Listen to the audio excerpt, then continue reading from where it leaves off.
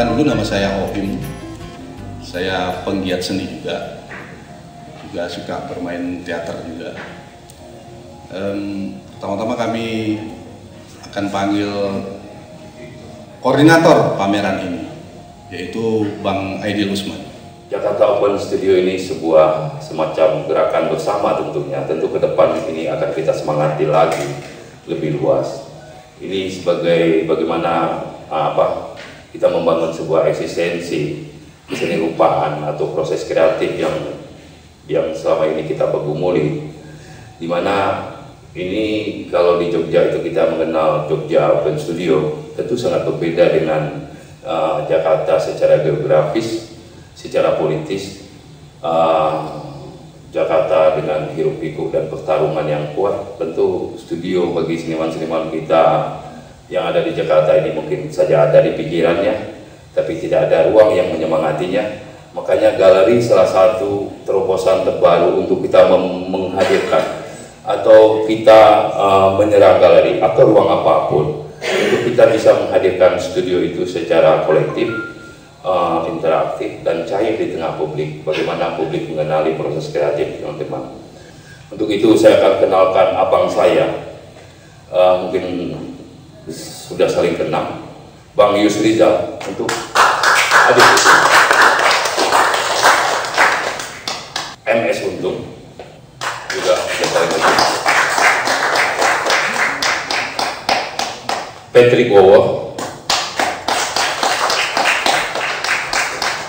Krishna Eta sebagai perupa video yang hadir di sini, Teddy Hilo,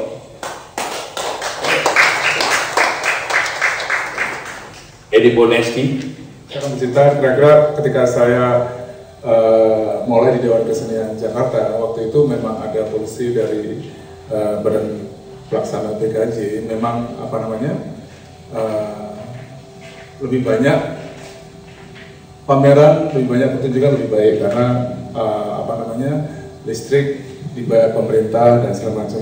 Tapi kemudian muncul fenomena banyak kritik juga terhadap aspek kualitas dari pertunjukan dan pameran yang ada di tim ini. Dan karena itu mulai 3-4 tahun yang lalu kami di Dewan Kesenian Jakarta bagaimana mengupayakan supaya terjadi penguatan kembali dari karya-karya yang tampil di tim ini. Saya mengenal beberapa karya seniman yang mengirim studionya ke museum gitu dengan kontainer-kontainer besar gitu. Di antaranya ada Peter Rhodes di Hamburger Museum, Bahnhof Hamburger Museum, karyanya Garden Sculpture, itu satu studio yang tumbuh yang isinya tidak semata-mata kerja dia di segi rupa, tapi juga kesukaan dia mengkoleksi air hujan, mengkoleksi jamur-jamur, dan dia menyebutkannya itu sebagai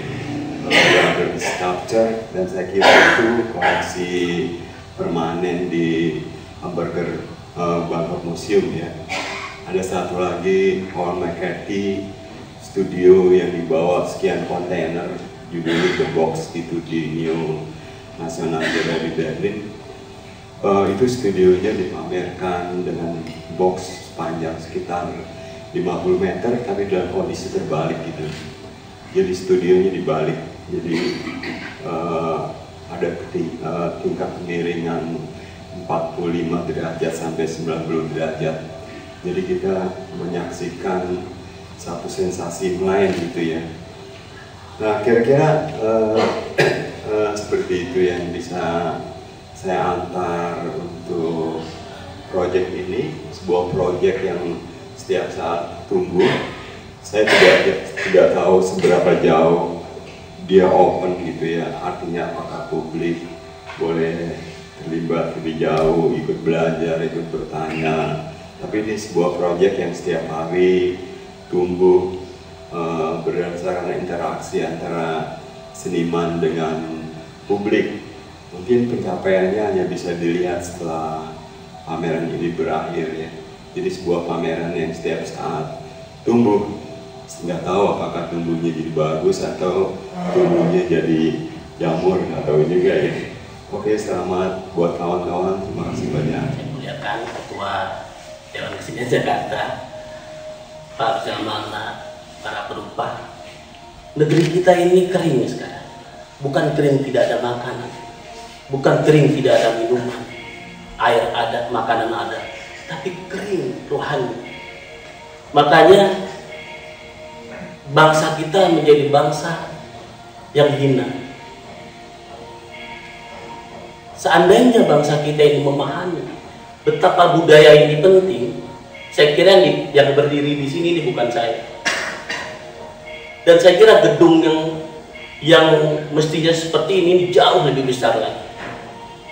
Kalau kita ke Singapura Gallery, yang kita lihat adalah lukisan-lukisan orang Indonesia. Yang paling besar adalah lukisan Raden Saleh.